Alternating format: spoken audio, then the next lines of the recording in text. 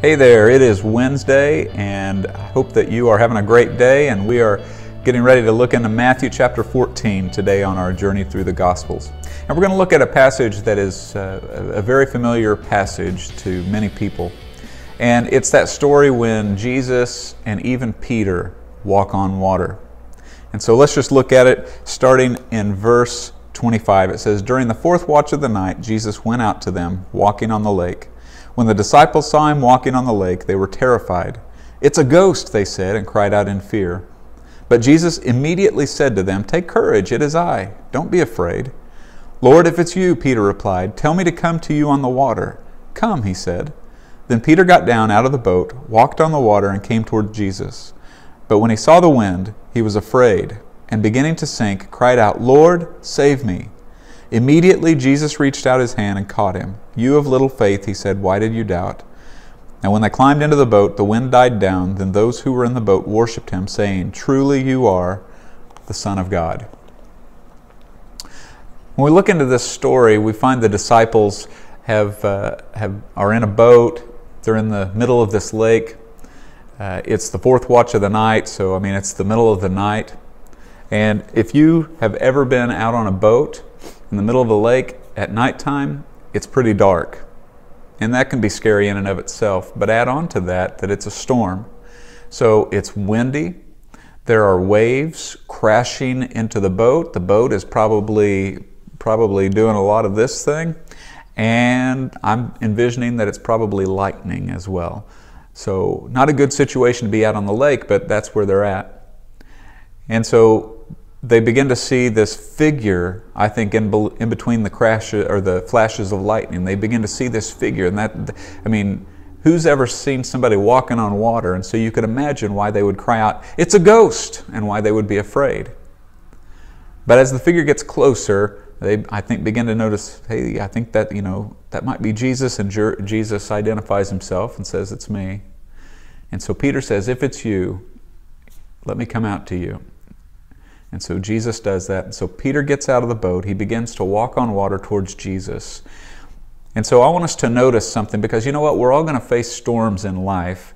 And obviously this is a real storm in this story, but I think it's a good metaphor for just storms in general in life. And so I want to look at a couple of things about Peter's response and in this story.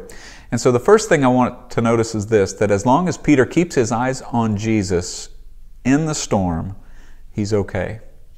Peter gets out of the boat, he walks towards Jesus, the wind is whipping, everything is happening in the storm, but as long as Peter keeps his eyes on Jesus, he's okay. He's walking on water. Everything's okay.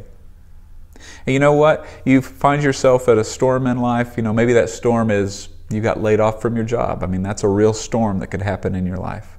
Or maybe a storm would be maybe that people are spreading rumors about you. You just can't seem to break free from that. Or maybe your storm is you're getting ridiculed for your faith. People are making fun of you because you're following after Jesus. Or maybe the storm in your life is a loved one or a close friend passes away, and so you're dealing with the grief and the loss of that loved one. It's a real storm in your life. Peter in the storm kept his eyes on Jesus, and he was okay. The storm didn't go away, but he was okay as long as he focused on Jesus. And so to me that reminds me that in those storms in life, if we'll keep our eyes focused on Jesus, that he's going to see us through that storm. Unfortunately, Peter didn't keep his eyes on Jesus. And notice what it says. It says that when he saw the wind, he was afraid and beginning to sink, cried out, "Lord, save me." I think that as Peter began to walk on the water, things were going good. But after a while, the wind, he starts to feel the wind whipping through his hair and his beard. He begins to feel not only the water from the rain, but he begins to feel the water of the waves crashing around him. I think maybe he sees some flashes of lightning. And as he begins to realize, oh, I'm in a storm, whoa, I'm getting further and further away from the boat. And he begins to look around at the situation and begins to look around at his circumstances and the storm, and takes his eyes off Jesus, he begins to sink. As soon as he takes his eyes off Jesus, he begins to sink. And that's a lesson for us. When we're in those storms of life, If we'll keep focused on Him, the Lord will see us through. But if we take our eyes off of it and begin to look at the storm and begin to look around us, it's easy for us to begin to sink. We begin to sink into depression and we begin to sink. Now, if the story ended there, it'd be pretty depressing, but I like what it says after that. It says that when Peter found himself sinking, he didn't turn around and start trying to swim back towards the boat. He didn't say, "Hey guys, throw me a rope." And it says that he cried out, "Lord, save me." When he found himself sinking, he cried out, "Lord, save me."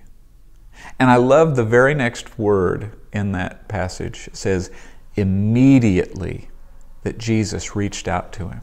Immediately. Jesus didn't delay. He didn't wait a bit. He didn't say, "Boy, Peter, I can't believe that you took your eyes off of me. You know, you deserve to suffer a little bit." No, it says that when Peter cried out, "Lord, save me," it says immediately Jesus reached out to him. To me, that reminds me that when we do find ourselves in those storms, and maybe we've taken our eyes off of Jesus and looked at the circumstances we're in, that if we cry out to Jesus to save us, to help us, then immediately Jesus will reach out and He'll pick us up.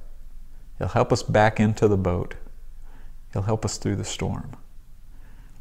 I don't know what storm you may be going through in life or what one you may be going through next week, but just remember that if you'll keep your eyes focused on Jesus, He'll see you through. If you take your eyes off Jesus, if you'll say, "Lord, help me, Lord, save me," then immediately He will pick you up and help you through the storm. That's going to do it for today. I look forward to seeing you tomorrow as we are in Matthew chapter 15. Have a great day. See you tomorrow.